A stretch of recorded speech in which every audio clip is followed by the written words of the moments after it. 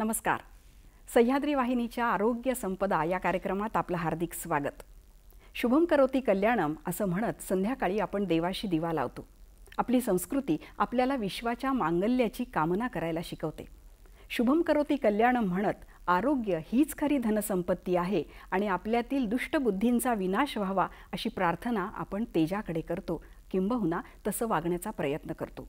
आपल्याकडे आपल्या कुटुंबाबाहेरील पण आपल्यातलीच असलेली एक व्यक्ती म्हणजे आपले फॅमिली डॉक्टर. आणि मग ते फॅमिली डॉक्टर जर देवदूत, एक प्रसिद्ध होमिओपॅथी चिकित्सक डॉक्टर विलासजी डांगरे असतील तर आपलं जीवन सुखकर होणार यात शंकाच नाही. आणि म्हणूनच आज आपण सन्मानपूर्वक पद्मश्री डॉक्टर विलासजी डांगरे यांना स्टुडिओमध्ये आमंत्रित केलं आहे. जाणून घेणार आहोत होमिओपॅथी चिकित्सा आणि अर्थातच डॉक्टरांविषयी. डॉक्टर नमस्कार. आजच्या कार्यक्रमात आपलं मनापासून स्वागत आणि सुरुवातीलाच आपले मनापासून आभार, कारण वेळात वेळ काढून आज आपण आमच्या स्टुडिओमध्ये आला आहात. नागपुरातील अग्रगण्य चिकित्सक आहेत डॉक्टर विलासजी डांगरे. नागपूरच नव्हे, विदर्भच नव्हे, महाराष्ट्रच नव्हे तर अख्ख्या जगामध्ये डॉक्टर विलासजी डांगरे यांचं नाव सर्वपरिचित असं आहे. नुकतीच भारत सरकारने त्यांना पद्मश्री बहाल केली आहे. ही आमच्या सगळ्यांसाठी अतिशय आनंदाची आणि अभिमानाची गोष्ट आहे. प्रचंड अभ्यास, सेवाभाव आणि निस्वार्थ वृत्ती या त्रिवेणी संगमाचे प्रयागराज म्हणजे डॉक्टर विलास डांगरे. त्यांचं मनापासून स्वागत करतो आणि आज त्यांच्याशी गप्पा मारत त्यांच्याबद्दल आणि होमिओपॅथी चिकित्सेबद्दल आपण जाणून घेणार आहोत. डॉक्टर, पुन्हा एकदा आपलं मनापासून स्वागत. आणि खूप आनंद होतोय आज आपल्याशी गप्पा मारताना आणि पद्मश्री मिळाली आहे म्हणून आणखी आनंद होतोय. मला थोडंसं तुमच्या लहानपणाकडे तुम्हाला घेऊन जायचं आहे. तुमचा जन्म चांदूर बाजारचा आणि लहानपण पण तिथेच गेलं, तर थोडंसं तुमचं लहानपण, शाळा आणि होमिओपॅथी चिकित्सेकडे वळणं किंवा होमिओपॅथी हा विषय घेणं याबद्दल आम्हाला सांगा. माझं जन्मग्राम हे चांदूर बाजार आणि तिथेच माझं 5व्या वर्गापर्यंतचं शिक्षण झालं. आणि त्या मातीमध्ये, चांदूर बाजारच्या मातीमध्येच माझा सर्व खोडकरपणा, अभ्यास नाही तर खोडकरपणा आणि खेळलं, त्यात जो काही अभ्यास झालेला असेल तो अभ्यास घेऊन मी नागपूरला माझ्या बहिणीकडे, म्हणजेच माझे जावई जे आहेत डॉक्टर प्रभाकरराव भोयर, तेही अतिशय निष्णात होमिओपॅथ, आणि त्यांच्याच प्रेरणेने मी नागपुरात आलो आणि इथल्या नवयुग विद्यालयामध्ये, महालच्या नवयुग विद्यालयामध्ये तिथे प्रवेश घेतला. आणि 6वी पासून तर 10वी पर्यंतचा अभ्यास किंवा ज्याला शाळेमध्ये घालवलेलं बालपण हे सर्व तिथे घडलं. नवयुग विद्यालय ही तशी फारच विद्यार्थ्यांकडे लक्ष देणारी शाळा आणि त्या मानसिक आणि शारीरिक दृष्ट्या आमचा विद्यार्थी हा अधिक चांगला कसा राहील याच्यासाठीही त्यांचं उत्कृष्ट मार्गदर्शन आणि उत्कृष्ट शिस्त, त्याच्यामध्ये शिस्त लावत असताना ज्या कोणत्या गोष्टीचा वापर केला जात असेल त्या सर्व गोष्टीचा वापर आमचे शिक्षक करत होते, पण प्रेमापोटी करत होते. ही गोष्ट मला विसरता येणार नाही. आणि मग 11वी, तेव्हा 11वी मॅट्रिक असेल नाही, 10वी नंतर मी 1 वर्ष मोहता सायन्स महाविद्यालयामध्ये प्रवेश घेतला. आणि तिथे 1 वर्ष घालवल्यानंतर तिथे कमी मार्कच्या अभावी मला महाविद्यालय सोडावं लागलं. आणि होमिओपॅथिक महाविद्यालयामध्ये, म्हणजे जिथून मी पास झालो त्या होमिओपॅथिक महाविद्यालयामध्ये आमचे जे मी मगाशी ज्यांचा उल्लेख केला, डॉक्टर प्रभाकरराव भोयर यांच्याच आग्रहामुळे त्या महाविद्यालयात प्रवेश केला. आणि तिथला 71 ते 74 हा प्रवास तिथला राहिला. तिथे अनेक चांगल्या गोष्टी होत्या. महाविद्यालयाची फार चांगली दशा नव्हती. हो, फार चांगली दशा नव्हती. याचं कारण असं आहे की सरकारच्या मार्फत त्याला कोणत्याही प्रकारचं अनुदान मिळत नव्हतं. हो. आणि त्याच्यामुळे तिथला प्राध्यापक, तिथं शिकवणारे जे डॉक्टर होते ते आपल्या पद्धतीने जी काही मेहनत घेता येईल प्रामाणिकपणे घेत होते आणि ते शिकवत होते. त्याच्यामध्ये अनेक गोष्टींचा तिथे आम्हाला साठा मिळाला, अनेक गोष्टी शिकायला मिळाल्या आणि त्या 4 वर्षाच्या कालखंडामध्ये त्या शिदोरीवर मी माझ्या प्रॅक्टिसमध्ये आले. खरं म्हणजे त्या काळात होमिओपॅथी चिकित्सेला इतकी मान्यता नव्हती, म्हणजे लोकांचा तेवढा विश्वास सुद्धा नव्हता. अशा काळामध्ये आणि आजपर्यंत आज भारत सरकारने आपल्याला पद्मश्री बहाल केली आहे. खरं म्हणजे एखाद्या पुरस्काराला सुद्धा अभिमान वाटावा असं आपलं जीवनचरित्र आहे, जीवनपट आहे, आम्ही बघितलेलं आहे. ही जी होमिओपॅथी चिकित्सा आहे याला खऱ्या अर्थाने आपण एक सुंदर जग दाखवलं आहे आणि अर्थातच तिला एक नवीन आयामसुद्धा दिलेला आहे. ही चिकित्सा पद्धती नेमकी काय आहे? होमिओपॅथी जसं मग म्हणाल तुम्ही, उपेक्षेचा भाग राहिलेला आहे, उपहासाचा भाग राहिलेला आहे. ही वास्तविकता आहे, निश्चितपणे वास्तविकता आहे.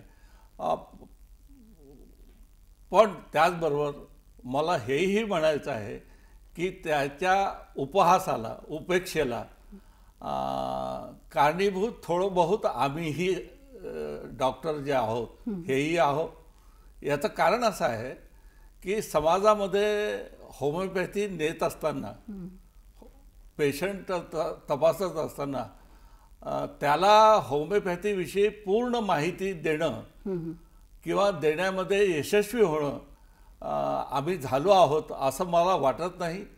ते जर झालं असतं तर हा उपेक्षेचा आणि उपहासाचा भाग निश्चितपणे थांबला असता, अशी माझी स्वतःची प्रामाणिक मत आहे. ही नेमकी चिकित्सा पद्धती काय आहे? ही चिकित्सा पद्धती जी आहे ही जर्मन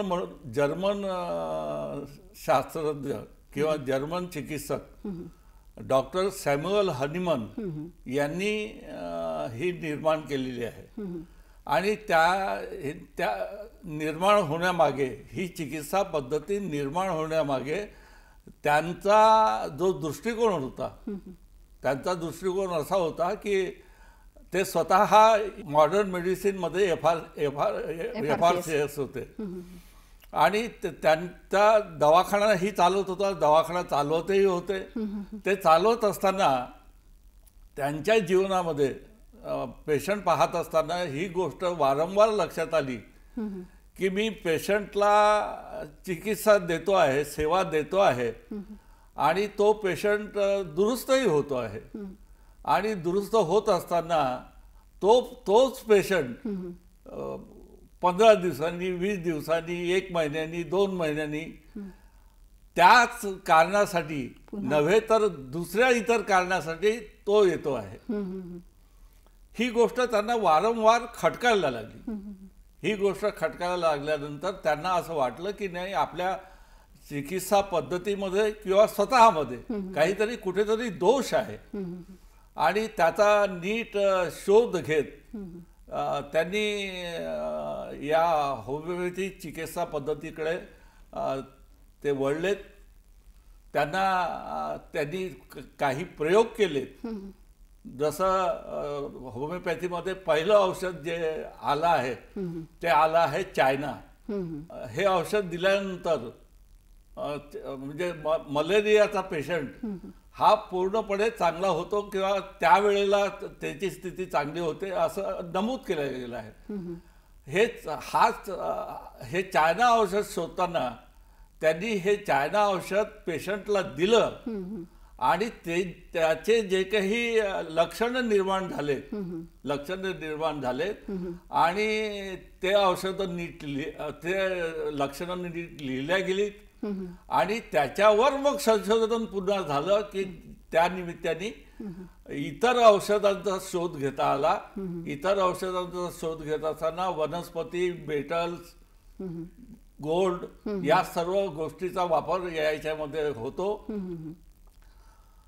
आणि त्याच्यावर व्यवस्थित रिसर्च करून होमिओपॅथी चिकित्सा पद्धती ही जनमानसामध्ये डॉक्टरांनी स्वतः ती रुजवली. आम्ही पाहिलंय सुरेंद्रनगरला आपला क्लिनिक आहे आणि पहाटे 3 वाजेपासून हजारोच्या संख्येत दररोज अनेक पेशंट, निराश झालेले अनेक पेशंट आपल्याकडे आलेले आम्ही पाहिलेत आणि आनंदाने परत जाताना पाहिले. असं म्हणतात की डॉक्टरांच्या हातामध्ये जादू आहे. ही जादू नेमकी कुठली आहे? ही जादू हा तर याचा विषय झाला, थोडासा विनोदाचा विषय झाला असं म्हणायलाही काही अडचण नाही. लोकांचा माझ्याविषयी जो विश्वास याच्यामध्ये कारणीभूत आहे. तसे जी याला वास्तविक होमिओपॅथी चिकित्सा पद्धती हीच या विश्वासाला कारणीभूत आहे. याचं कारण असं आहे की होमिओपॅथीमध्ये असे अनेक औषधं आहेत की जे साध्य करण्यामध्ये किंवा असाध्य रोगांवर काम करत असताना किंवा असाध्य रोगांसाठी काम करत असताना असाध्य रोगी हा पूर्णपणे चांगला होतो, हे होमिओपॅथीचं यश आहे. आणि याच विश्वासापोटी लोक माझ्याकडे ज्या पद्धतीने पाहतात, हे होमिओपॅथीचं यश माझ्या विकासाच्या किंवा माध्यमातून यश देण्यामध्ये ते यश मला प्राप्त झालं. हा मी जसं मग म्हणालो की हे खरं यश जे आहे ते होमिओपॅथीचंच आहे. आणि ते कालही होतं, आजही आहे आणि उद्याही राहणार. अगदी खरं आहे. अनेक वेळा असा अनुभव आलेला आहे की अगदी जीर्ण झालेला आजार घेऊन आपल्याकडे लोक आले आणि आपण जिथे बसता तिथे आपण ज्यांना दैवत मानता, रामकृष्ण परमहंस, स्वामी विवेकानंद, माताजी, या सगळ्या दैवतांच्या समोर बसून आपण एखाद्या पेशंटला आश्वस्त करता, तेव्हा तुमच्या मनामध्ये नेमका कुठला विचार असतो? कशी थॉट प्रोसेस असते तुमची?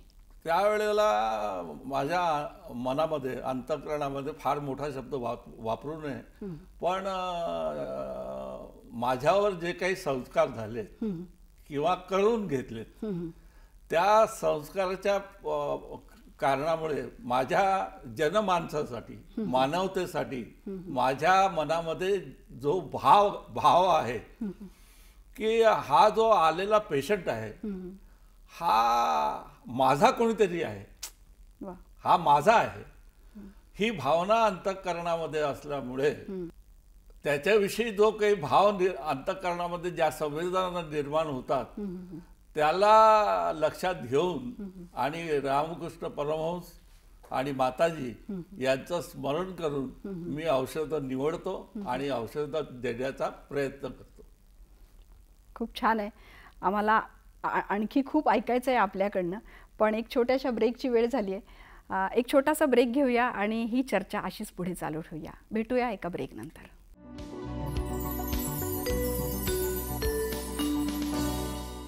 ब्रेकनंतर आपलं पुन्हा एकदा हार्दिक स्वागत. मला हे जाणून घ्यायचं आहे की एखाद्या व्यक्तीची जेव्हा जडणघडण होते, आपण जसं म्हणालात लहानपण नवयुगमध्ये गेलं आणि आजूबाजूची परिस्थिती, आपले आईबाबा आणि आपल्यावर संस्कार करणारे लोक, तर एखाद्या व्यक्तीची जडणघडण होत असताना या संस्कारांचं किती महत्त्व आहे? अतिशय महत्त्वाचं आहे. त्या संस्काराशिवाय कामच होऊ शकत नाही. किंवा म्हणजे संस्काराच्या ऐवजी दुसरा शब्दप्रयोग जर मी केला की त्यांच्या आशीर्वादाशिवाय ही गोष्ट होऊ शकत नाही असं जर मी म्हटलं तर फारसा वावगं होणार नाही. आणि हे आशीर्वाद ही माझ्या आईवडिलांकडून, माझे परमपूजनीय गुरु रामकृष्ण परमहंस आणि संघाचा विचाराच्या माध्यमातून ते माझे गुरु आहेत. त्या मातीमध्ये मी खेळलो, वाढलो, मोठा झालो आणि कळत न कळत संघाच्या एकंदर कार्यपद्धतीमध्ये संस्कार, मी आता तुझ्यावर संस्कार करतोय हा भाग मुळीच नसतो. अशा पद्धतीचा कार्य दिलं जातं किंवा अशा पद्धतीचं नियोजन केलं जातं की ज्याच्यामध्ये या सर्व गोष्टी दिल्या जातील, घेतल्या जातील, आपोआप शिकवल्या जातील. आणि ते संस्कार घेऊन मी या क्षेत्रात आलो आहे. समाजामध्ये काम करत असताना ज्या अनेक गोष्टी, चांगल्या वाईट गोष्टी मी पाहिल्या आणि चांगल्या गोष्टीसाठी, त्या चांगल्या गोष्टी वाढत राहण्यासाठी मनाने ठाव घेतला, मनाला त्याची अनुभूती झाली. आणि या चांगल्या वाईट गोष्टीमध्ये ह्या चांगल्या गोष्टी कशा वाढत राहतील हा विचार करून मी या क्षेत्रामध्ये उतरलो. संघाच्या संस्कारांचा आणि एकंदरच आजूबाजूच्या वातावरणाचा. तेव्हाचा समाज सुद्धा वेगळा होता डॉक्टर. आजूबाजूचे शेजारचे पाजारचे लोक सुद्धा आपल्याला चांगल्याच गोष्टी शिकवत होते, त्यांचं आपल्याकडे लक्ष असायचं. आता थोडासा समाज बदललाय, तरी सुद्धा अशा प्रकारच्या संस्कारांचा परिणाम तरुण पिढीवर व्हावा यासाठी सुद्धा तुम्ही बऱ्याच ठिकाणी बोलत असता, काम करत असता, आम्ही पाहिलेलं आहे. मला आत्ता थोडं वेगळं विचारायचं आहे. आपल्याकडे जेव्हा एखादा पेशंट येतो तेव्हा आपण त्याचा कशा पद्धतीनं अभ्यास करता, म्हणजे त्याला कशा पद्धतीनं त्याचा विचार करता त्या पेशंटचा? तो पेशंट आल्यानंतर मी पहिल्यांदा जसे आमच्या डॉक्टरजीच्या प्रथेप्रमाणे हिस्ट्री घेणं राहतं. हो. तर हे हिस्ट्री घेत असताना याच्यामध्ये प्रामुख्याने इतर भाग घेत असताना मी कुटुंबाचीही हिस्ट्री घेतो. हो. कुटुंबामध्ये कोण आहेत, काय आहेत, कोणाचं कोण कुटुंब प्रमुख आहे, कोणाचं योगदान जास्त आहे, कोणाचं घरामध्ये ऐकलं जातं, कोणाचं ऐकलं जात नाही, या सर्व बाबींचा विचार करून पेशंट जेव्हा माझ्याकडे येतो तेव्हा त्याला काय मार्गदर्शन करायचं आहे, त्याच्या नेमक्या अडचणी काय आहेत, त्याचा खऱ्या दोष कशात लपलेला दडलेला आहे हे पाहिल्यानंतर मग मी माणूस परतवे त्या विषयाचा तो विषय त्या पेशंटच्या समोर मांडतो. खूप वेळा निगेटिव्ह विषय असतात, खूप वेळा पॉझिटिव्ह विषय असतात. पॉझिटिव्ह विषय किती मांडायचे आणि निगेटिव्ह किती मांडायचे याचंही मूल्यमापन मी करून ठेवलेलं असतं. आणि तेवढेच विषय त्याला कटू वाटणारे विषय सुद्धा त्यात राहतात.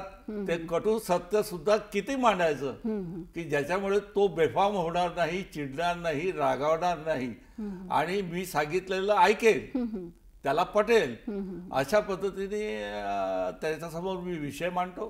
आणि त्याचा माझ्या प्रॅक्टिसमध्ये अनुभवातून मी हे सांगू शकतो की ज्याला आमच्यामध्ये काउन्सिलिंग म्हणतात, हे अशा प्रकारचं काउन्सिलिंग केल्यामध्ये त्याच्यामध्ये मला स्पेशली मला फारच मोठ्या प्रमाणात जवळजवळ 80-90% यश मला त्यात मिळालं आहे. आणि मी सांगितलेलं पेशंटनी ऐकलेलं आहे. ज्यांनी ऐकलं त्यांना फायदा झाला आणि त्याचे परिणामही समाजामध्ये, त्यांच्या कुटुंबामध्ये ते दिसायला लागले. हो. असे तर कितीतरी लोक येऊन सांगतात, त्यांना जे अनुभव आले आहेत ते सांगतात. आपण प्रत्येक पेशंटच्या मनाचा विचार करता, म्हणजे नुसतं औषधी गोळ्या न देता त्याच्यावर संस्कार करण्याचं काम डॉक्टरांच्या दवाखान्यामध्ये केलं जातं. फार पूर्वी जेव्हा नव्याने क्लिनिक सुरू झालं होतं तेव्हा असं पाहिलं होतं की आपल्या तिथे एक पाटी लिहिली होती, ती मी वाचलेली मला अजूनही आठवते. तिथे असं लिहिलं होतं की आपण बोलणार आहात तर 3 गोष्टींचा विचार करा. मी बोलतोय ते सत्य आहे का, मी बोलतोय त्याची गरज आहे का, आणि मी बोलतोय त्याची मला आणि समाजाला त्याचा कसा उपयोग होणार आहे. तर डॉक्टरांकडे जाण्यापूर्वी पेशंट म्हणून वाट पाहत असताना अशा प्रकारचे संस्कार कायम डॉक्टर जनमानसावर करत आले आहेत. किंबहुना लहान मुलं आपल्याकडे आले तर तुम्ही नाडी बघताना किंवा त्याच्याशी बोलताना पहिले विचारता, शुभम करोती म्हणतो का रे रोज? तर हा सुद्धा एक संस्कारांचा भाग आहे. इतक्या सहज पद्धतीनं डॉक्टर पेशंटशी बोलत असतात, हे खूप आनंदाचं आणि अभिमानाचं आहे. मला आणखी पुढे नेताना एखादा असा पेशंट आठवतो का, एखादी अशी घटना आठवते का की तुमच्याकडे अतिशय विपरीत परिस्थितीत आलंय आणि तुम्ही त्याला सांगितलंय, काही ट्रीट केलंय? हा, असे मोठ्या प्रमाणात पेशंट आले आहेत. हो. ज्याचं मानसिकरित्या हो मानसिकरित्या म्हणण्यापेक्षाही एकंदर वातावरणाचा आपल्या परिवर्तनाचा परिस्थितीच्या परिवर्तनाचा परिणाम त्या पेशंटवर झालेला होता. अगदी तरुण पेशंट होता हो आणि त्याचा परिवार पूर्ण माझ्याकडे औषधाला येतो, फक्त हा सोडून. येणाऱ्या कालखंडामध्ये 1-2 महिन्यांमध्ये तोही माझ्याकडे पेशंट म्हणून आला आणि तो स्टुडिओवर बसलेला असताना त्यांनी आपलं दुःख सांगितलं, मला हे त्रास होतो, तो त्रास होतो. हे चालू असताना मला मात्र एक गोष्ट लक्षात आली की हा या शारीरिक गोष्टी फार कमी वंचित आहे, हा मानसिक यांनी जास्त पिडला गेला आहे. तर मी त्या पेशंटला नेमकं अगदी विचारलं की अशा पद्धतीचा त्रास तुला होतो आहे का? तर त्यांनी सांगितलं की हा होतो आहे. आणि हे होत असताना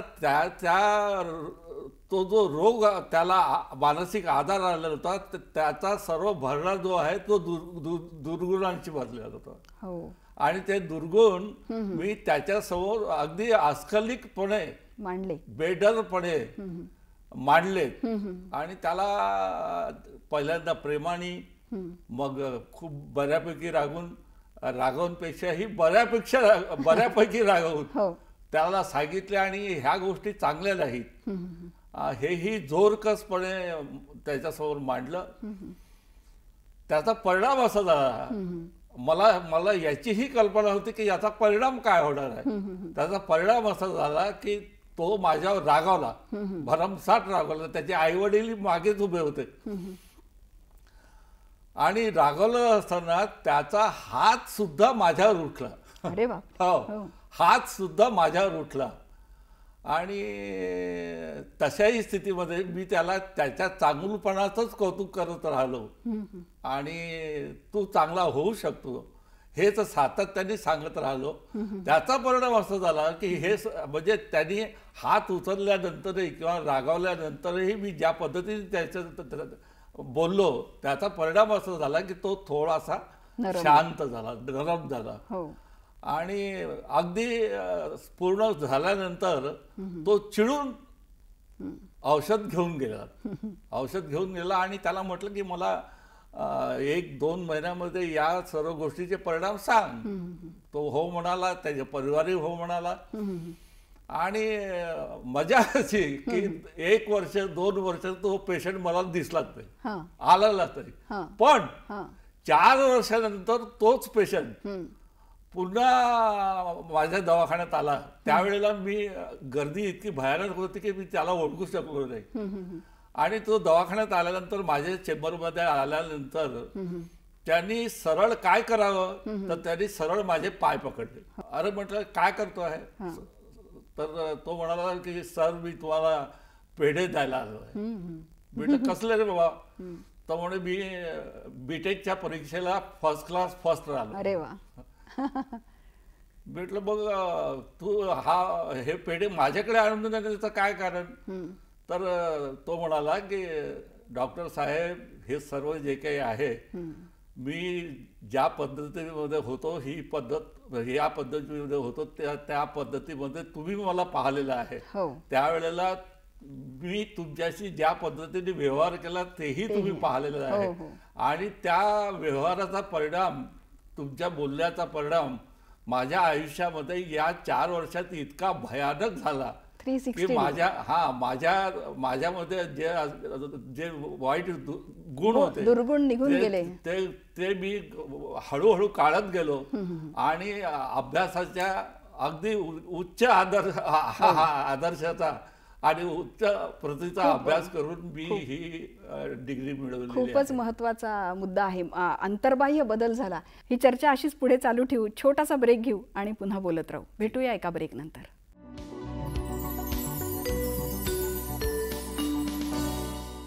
ब्रेक नंतर पुन्हा एकदा हार्दिक स्वागत. आरोग्य संपदा या कार्यक्रमात आपण विशेष चर्चा करतोय डॉक्टर विलासजी डांगरे यांच्याशी. डॉक्टर साहेब, आपण इतका सुंदर अनुभव आता आम्हाला सांगितला.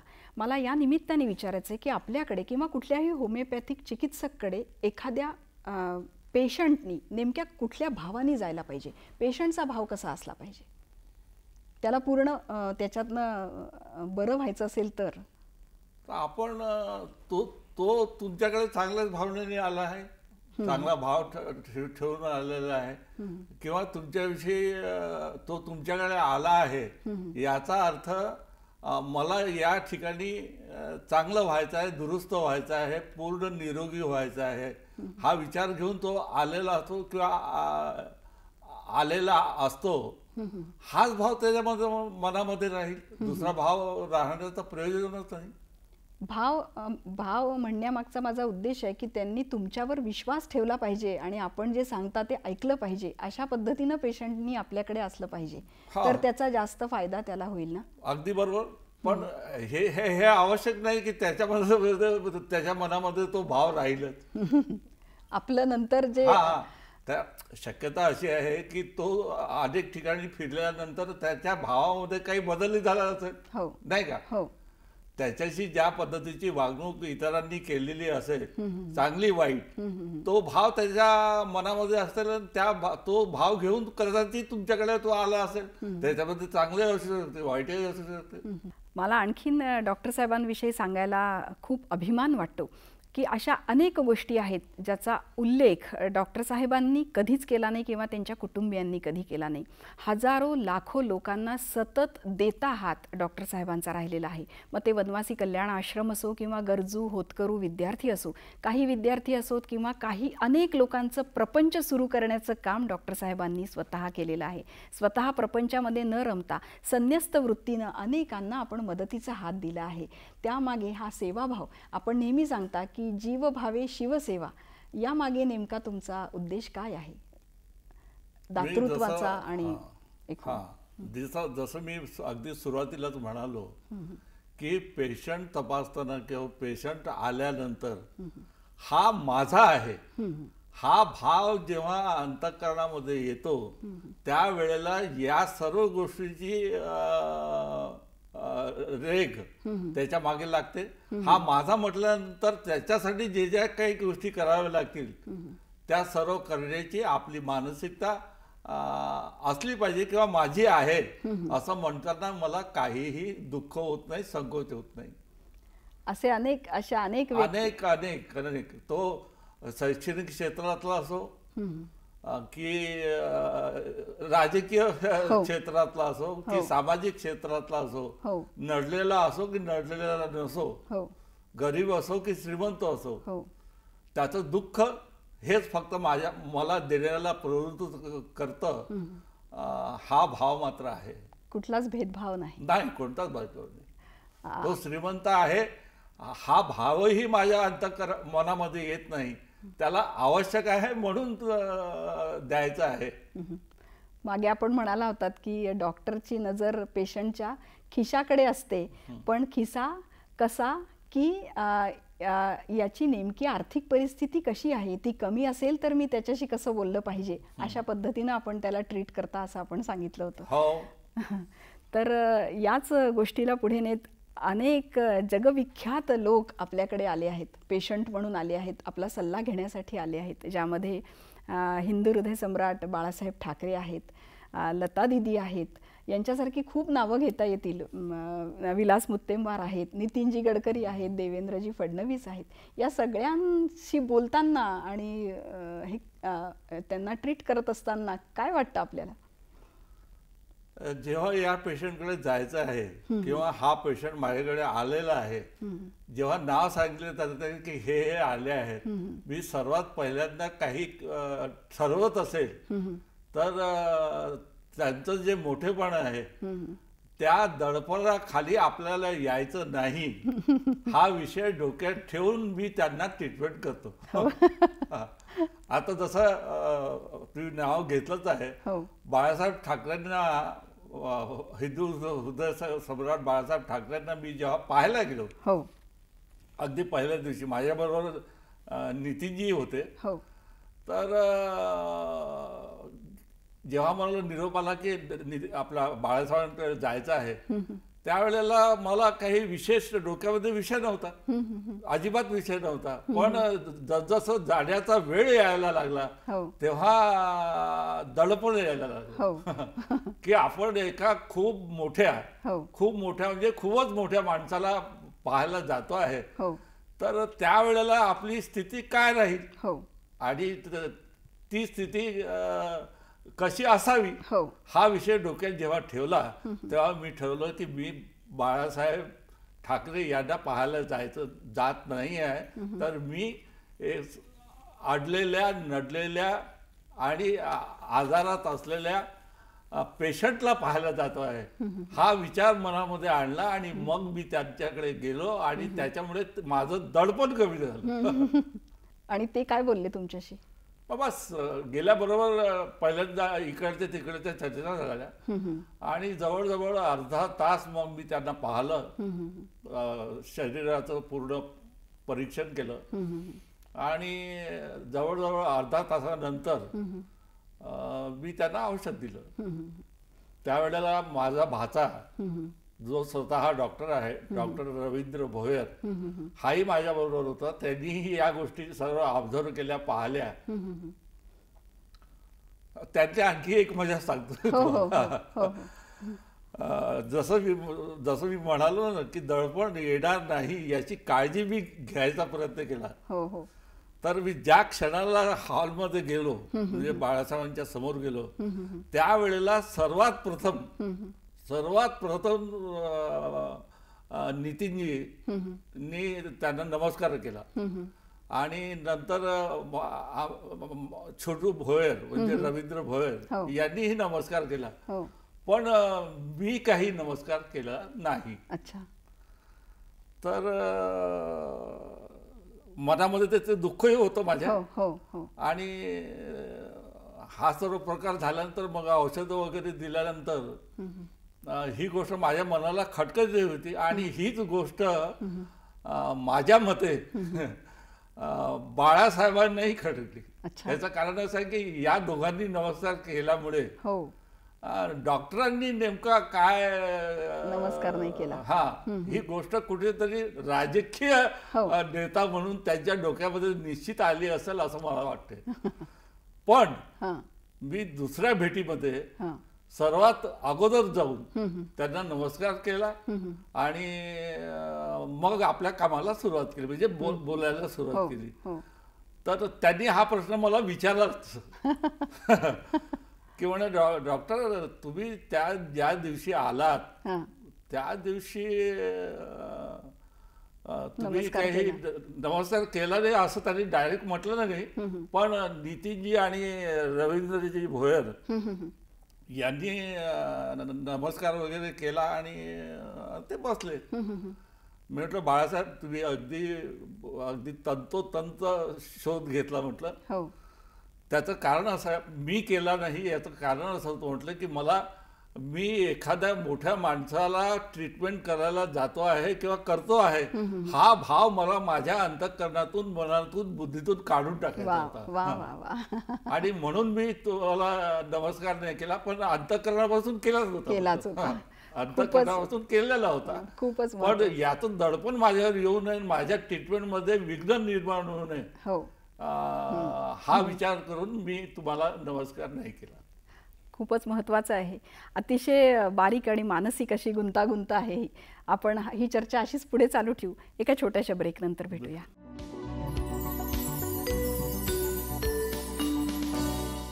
ब्रेक नंतर आपलं पुन्हा एकदा हार्दिक स्वागत. आरोग्य संपदा या कार्यक्रमात आपण गप्पा मारतोय डॉक्टर विलासजी डांगरे यांच्याशी. डॉक्टर, होमिओपॅथीची औषधं ॲलोपॅथी बरोबर घेतली तर चालतात का, किंवा होमिओपॅथी घेतल्याने आजार एकदम वाढतो का, अशा प्रकारचे काही मनामध्ये शंका आहेत, त्याबद्दल काय सांगाल? एक ट्रीटमेंट चालू असताना, म्हणजे ॲलोपॅथी औषधं चालू असताना होमिओपॅथी औषधाचा वापर करू नये असं माझं एक मत आहे. अच्छा. याचं कारण असं आहे की त्यांनी दिलेले औषधं हे काय परिणाम करतात किंवा त्याची ॲक्शन रिॲक्शन काय आहे हे होमिओपॅथिक डॉक्टरला माहीत नाही. आणि त्याच्यामुळे समजा त्या आजाराबरोबर यांनी जर औषध दिलं तर त्याचे नेमके परिणाम चांगले की वाईट हेही कळायला मार्ग नाही, किंवा ते औषध या औषधाला अँटीडोट करतात की नाही हेही माहीत नाही. त्यामुळे ते औषधं चालू असताना, म्हणजे मॉडर्न मेडिसिनचे औषधं चालू असताना होमिओपॅथीचा वापर करू नये असं माझं अनुभवांती सांगणं आहे. अच्छा. आणि ही जी पद्धती आहे आपण आता बोलत होतात त्या पद्धतीविषयी सांगा. त्या पद्धतीमध्ये होमिओपॅथी चिकित्सा पद्धतीमध्ये सोरा सिफिलिस सायकोसिस हा सिद्धांत आहे. आणि सोरा सिफिलिस सायकोसिस याच्या माध्यमातून प्रॅक्टिसमध्ये याचा वापर केला जातो. जसं म्हणजे एका वाक्यात जर सांगायचं राहिलं तर काट्याने काटा काढले हा असा होमिओपॅथीचा सिद्धांत आहे, ज्याला दुसऱ्या भाषेमध्ये शमः शमं शमयति या पद्धतीचा वापर करून हा सिद्धांत वापरून आम्ही प्रॅक्टिसमध्ये प्रॅक्टिस करतो. एक थोडासा वैयक्तिक प्रश्न विचारायचा आहे. मधल्या काळामध्ये एका आजाराने आपल्याला घेरलं आणि त्या काळात दृष्टी गेली आणि त्याचबरोबर काही दिवस आपल्याला आठवत सुद्धा नव्हतं काही. अशा अवस्थेत सुद्धा पुन्हा एकदा आपल्या आतला प्रकाश जागवत आपण आमच्यासमोर एक आदर्श म्हणून उभा राहिला आहात. नेमकं काय, कुठली शक्ती आहे ही? कसे उभे राहिलात? नाही, हा शक्तीपेक्षाही मी जेव्हा आजारी पडलो आणि हा प्रकार घडला तर मला तर काही कल्पना नव्हती की नेमकं काय झालं काय नाही. जेव्हा 15-20 दिवसानंतर, 1 महिन्यानंतर माझ्या म्हणजे मला लक्षात आलं की आपले डोळे गेलेत, आपल्याला दिसत नाही आहे. अशा वेळेला आता आपल्याला प्रॅक्टिस करता येणार नाही हा भाव पहिल्यांदा आल्याबरोबर मन इतकं हेलावून गेलं की ज्याची कल्पना करू शकत नाही. याचं कारण असं होतं की जो माझा प्राणवायू आहे तोच माझ्यापासून दूर जात आहे अशी भावना अंतःकरणामध्ये निर्माण झाली. याचं कारण असं आहे की समाजाविषयी काम करत असताना इथल्या दरिद्र नारायणाची सेवा करत असताना त्यांची सेवा करण्यापासून मला दूर राहावं लागेल हा भाव मला त्रस्त करत होता आणि दुःखी करत होता. आणि त्या दुःखातूनच माझ्या काम करण्याला प्रेरणा मिळाली. त्या दुःखातूनच माझ्या काम करण्याला प्रेरणा मिळाली की नाही, मला ही गोष्ट करायचीच आहे. आणि अट्टहास नाही पण प्रेम या त्या प्रेमापोटी मी पुनश्च आपल्या कामाला लागलो.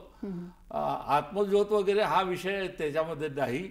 मी स्वतःबद्दल नीट त्याचा अभ्यास केला आणि कामाला लागलो. आणि पुन्हा एकदा नवदालन आपण उघडलं पेशंटसाठी. म्हणजे जेवढी गरज आपल्याला वाटत होती आपला प्राणवायू, तसा अनेक पेशंटचा सुद्धा प्राणवायू आपण होतात. त्यामुळे आपण परत आल्यामुळे सगळ्यांना खरोखरच आनंद झाला. मला आणखी 2-3 प्रश्न छोटे छोटे विचारायचे आहेत की डॉक्टर डांगरे होमिओपॅथी चिकित्सक झाले नसते तर काय झाले असते? म्हणजे कोण व्हायला आवडलं असतं? शिक्षक.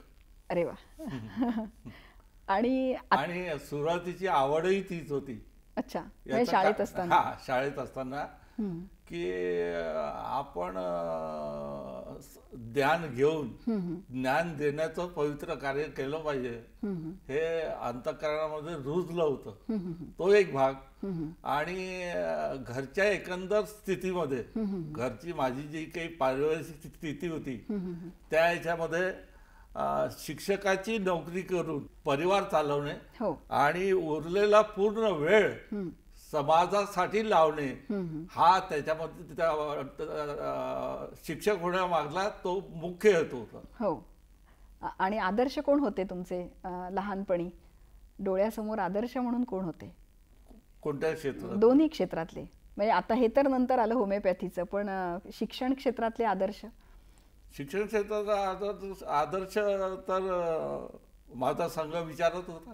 हो. आणि इकडे होमिओपॅथीमध्ये होमिओपॅथीमध्ये माझे जे जावई आहेत डॉक्टर प्रभाकरराव भोयर यांच्याकडे मी शिक्षणासाठी जात होतो, त्यांच्या दवाखान्यात बसत होतो आणि त्यांच्याच आशीर्वादाने मी माझ्या प्रॅक्टिसमध्ये आलो. आजपर्यंत लाखो पेशंट्स आपल्याकडे येऊन गेले, अनेकांना आपल्या औषधांनी बरं वाटलंय, अनेकांचे छान आदर्श असे संसारसुद्धा सुरू आहेत, आपल्या मदतीनं सुरू आहेत, प्रपंचामध्ये आपण मदत केलेली आहे. अनेक विद्यार्थी शिक्षणामध्ये पुढे गेलेले आहेत, अनेक वनवासी कल्याण आश्रमाच्या माध्यमातून अनेकांना आपण खूप मदत केली आहे. आता या वेळेला भारत सरकारने आपल्याला पद्मश्री बहाल केलं आहे. आत्ता डॉक्टर डांगरे एक त्रयस्थ पद्धतीने बघताना काय वाटतं? समाधान मिळतं. वा. समाधान मिळतं. आणि असं म्हणतात की करता आले तर करून पहावे, करता आले तर करून पहावे, जगता आले तर जगून पहावे, आपले आसू सर्वच पुसतात, इतरांचे आसू पुसून पहावे. वा वा. हा मंत्र जीवनात सार्थकी झाला याचा आनंद होतो आहे, समाधान मिळते. वा वा. बाबा बोरकरांच्या खूप सुंदर ओळी आहेत. देखणी ती जीवने जी तृप्तीची तीर्थोदके, देखणी ती जीवने जी तृप्तीची तीर्थोदके, चांदणे त्यातून वाहे शुभ्र पाऱ्यासारखे. असं पाऱ्यासारखं पवित्र असं एक व्यक्तिमत्व आज आपल्यामध्ये आहे. एक छोटासा ब्रेक घेऊया आणि पुन्हा चर्चा सुरू ठेवूया.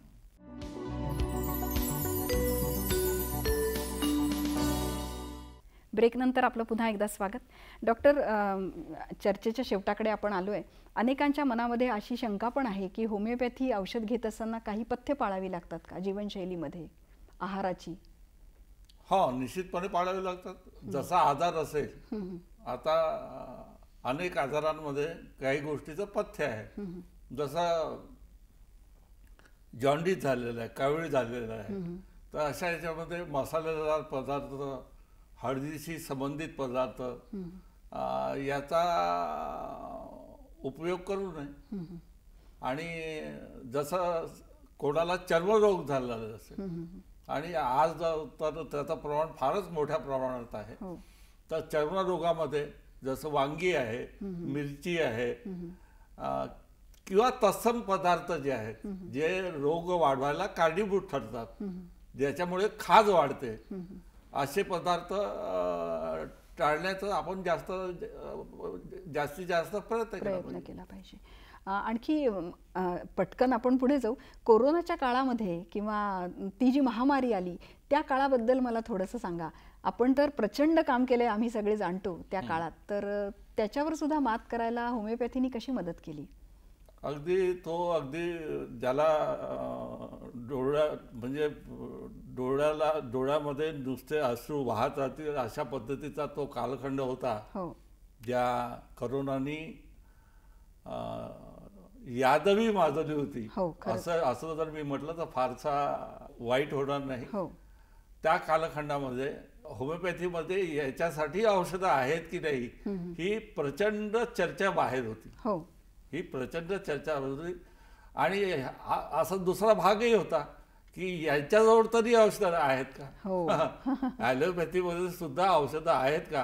पण काही नाही म्हणण्यापेक्षा ॲलोपॅथी घेत राहावी, आणि ॲलोपॅथिक डॉक्टरांनी औषधं देण्याचं काम केलं, अगदी स्वाभाविकपणे काम केलं. याच्याबद्दल त्यांचं अभिनंदनही करणं आवश्यक आहे. त्याच वेळेला होमिओपॅथीमध्ये याच्यामध्ये औषधं आहे की नाही ही चर्चा व्हायला लागली. पण त्यावेळेला काही डॉक्टर्स अगदी ताकद देऊन खंबीरपणे उभे राहिले आणि त्यांनी सांगितलं की नाही, होमिओपॅथीमध्ये ही औषधं आहे, आणि फार मोठ्या प्रमाणात आमच्या सेवाभावी डॉक्टरांनी, मी शब्दप्रयोग मोठा सांभाळून करतो आहे, सेवाभावी डॉक्टरांनी कोणत्याही प्रकारचा व्यापार न करता, हाही विषय फार महत्त्वाचा होता. कारण त्यावेळेला ज्या पद्धतीने काही डॉक्टरांनी, मी सर्व डॉक्टरांविषयी बोलत नाही, पण काही डॉक्टरांनी याचा निश्चितपणे व्यापार केला, ते सोडून होमिओपॅथिक डॉक्टरांनी घरोघरी जाऊन किंवा गठ्ठ्यागठ्ठ्यानी जाऊन आपली सेवा दिली, हो. औषधं दिले हो. आणि त्याचं कोणत्याही प्रकारचं चार्ज, कोणत्याही प्रकारचं मूल्य त्यांच्याकडून घेतले गेले, निस्वार्थपणे ती सेवा दिली आणि त्याचा फार मोठ्या प्रमाणात त्याचा रेकॉर्डही काही ठिकाणी ठेवला गेलेला आहे. हो. जवळजवळ 60-70% लोकांना त्याचा फायदा झाला. तो आदर दुसऱ्यांदा आला नाही, हे त्याचं त्या चिकित्सा पद्धतीचं यश आहे, हो. असं मी समजतो. हो. आता शेवटाकडे जाताना महत्त्वाचा प्रश्न, समाज आता बदलत चाललाय, या बदलत्या समाजाकडनं तुम्हाला आता नेमक्या काय अपेक्षा आहेत? परिवर्तन झालेलं आहे, समाज बदलला आहे, हे बरोबर आहे. समाजाची मूल्यही बदलली आहेत. नैतिक मूल्यांचा ऱ्हास होत आहे. हा, आणि हे नैतिक मूल्य कसे सांभाळले जातील, हा, आणि त्या पद्धतीचं काम समाजामध्ये कसं उभं राहील, अशा पद्धतीचा विचार समाजामध्ये निर्माण व्हावा आणि अशा पद्धतीचा विचार करणारी माणसं समाजामध्ये निर्माण झावी, ज्यांचं आचरण अगदी पारदर्शक आहे, पवित्र आहे. अशा पद्धतीची माणसं जर उभी राहिली तर हा समाज, हे राष्ट्र पुनरपी आपल्या चांगल्या स्थितीमध्ये, समृद्ध स्थितीमध्ये, संपन्न स्थितीमध्ये निर्माण होईल, असा माझा ठाम विश्वास आहे. आणि हाच आपला येणाऱ्या पिढीसाठी संदेश आहे. आणि अगदी जाता जाता एका वाक्यात, हो, नवीन होमिओपॅथी चिकित्सक येणाऱ्यांना काय सांगाल? त्यांनी मी मगाही म्हणालो की आपल्या चिकित्सा पद्धतीवर पूर्णपणे विश्वास ठेवून, केवळ विश्वास नाही तर त्याच्यासाठी लागणारी जी मेहनत आहे, जो अनुभव आहे, तो जास्तीत जास्त मिळवावा. आणि जसं मगा मी म्हणालो की पेशंटच्या खिशाकडे न पाहता अंतरंगात पाहावं. हा, अंतरंगात पाहावं आणि पेशंटला औषध द्या. वा, खूप खूप धन्यवाद.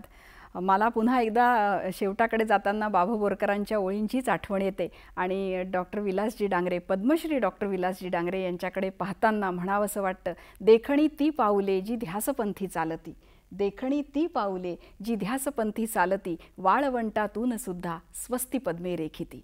असं स्वस्ती पद्म रेखणारे डॉक्टर डांगरे आपल्यामध्ये आहेत, आपल्याबरोबर आहेत, याचा आम्हाला सार्थ अभिमान आहे. डॉक्टर, आपल्याला निरोगी दीर्घायुष्य लाभावं ही ईश्वरचरणी प्रार्थना करते आणि आपल्या मनामध्ये जे आहे जीव भावे शिवसेवा ही आपल्याकडून सतत घडावी अशी कामना करून आज आपण इथे आलात त्याबद्दल नागपूर दूरदर्शनतर्फे आणि सह्याद्री वाहिनीतर्फे आपले मनापासून आभार मानते. धन्यवाद.